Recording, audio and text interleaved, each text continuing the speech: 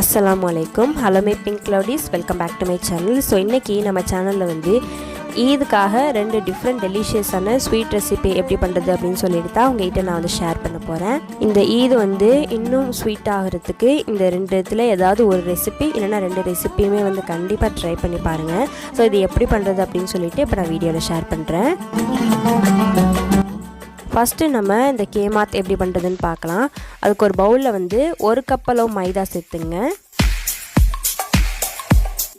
இது கூட 2 டேபிள்ஸ்பூன் அளவுக்கு தயிர் சேர்த்துக்கோங்க.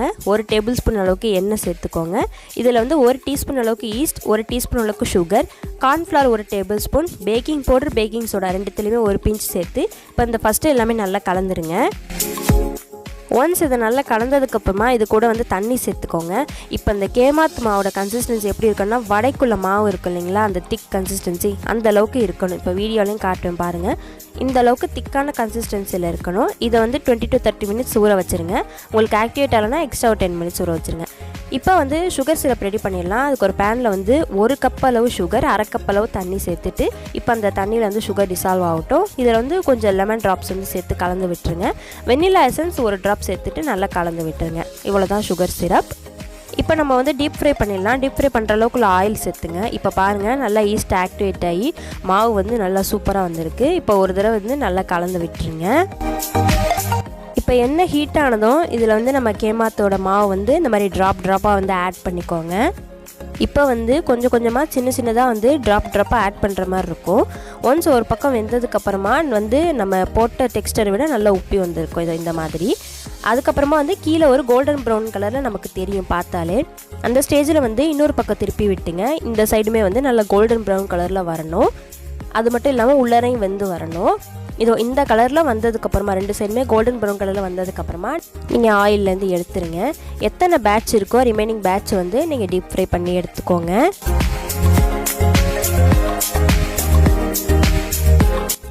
ஆட் பண்ணதுக்கப்புறமா இந்த மாதிரி ஃப்ளஃபியாக வரும். அதுக்கப்புறம் இல்லாமல் அடியில் கோல்டன் ப்ரௌன் கலரில் வந்திருக்கும்.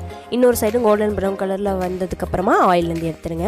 இப்போ நீங்கள் அதிலே கூட ஆட் பண்ணிக்கலாம். நான் வந்து ஒரு ட்ரேயில் வந்து இந்த சுகர் சிரப்பை ட்ரான்ஸ்ஃபர் பண்ணிட்டேன். இப்போ நம்ம ரெடி பண்ணி வச்சுருக்க அந்த பால்ஸ் எல்லாமே வந்து இந்த சுகர் சிரப்பில் வந்து நல்லா கோட் பண்ணி எடுத்துக்கலாம். ஒரு 7 மினிட்ஸ் போல் வந்து ஊற வச்சுருங்க.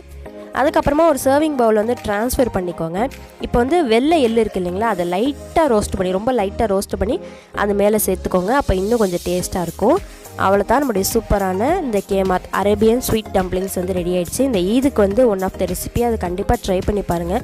ரொம்ப டெலிஷியஸாக இருக்கும். அடுத்தது வந்து ட்ரை ஃப்ரூட்ஸ் வெர்மிcelli கீர் எப்படி பண்ணுறதுன்னு பார்க்கலாம். அது ஒரு பவுலில் வந்து ஒரு 7லேருந்து 8 முந்திரி எடுத்துக்கோங்க. அதே மாதிரி 7லேருந்து 8 பிஸ்தா, 5லேருந்து 6 வந்து பாதாம் எடுத்துக்கோங்க. ஒரு 3 பேரிச்சம்பழம் எடுத்துக்கோங்க. இப்போ இதில் வந்து சூடான பால் வந்து ஒரு 1/2 கப் சேர்த்துக்கோங்க. இப்போ இது 5 நிமிஷம் வந்து ஊறட்டும்.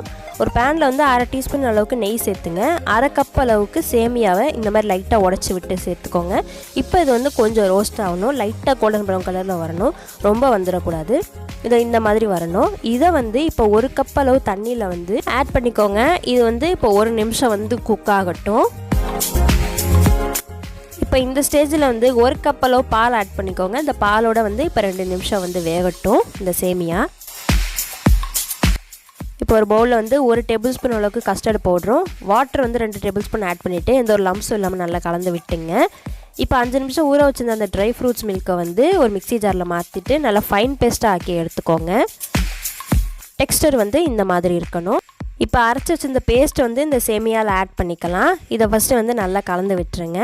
இது கூட வந்து 1 கப் அளவு தண்ணி சேர்த்துங்க. அந்த மிக்ஸி ஜார்லேயே நான் வந்து கொஞ்சம் தண்ணி அலசி அதிலே வந்து நான் சேர்த்துக்கிட்டேன். இது கூட வந்து 1/2 கப் அளவு சுகர் சேர்த்து நல்லா கலந்து விட்டுருங்க.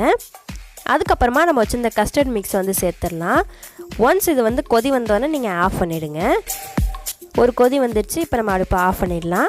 இதை சூடாவோ இல்லை ஜில்லுண்டோ வந்து நீங்கள் சர்வ் பண்ணலாம். நான் இது ஒரு சர்விங் பவுல் வந்து ட்ரான்ஸ்ஃபர் பண்ணிட்டேன்.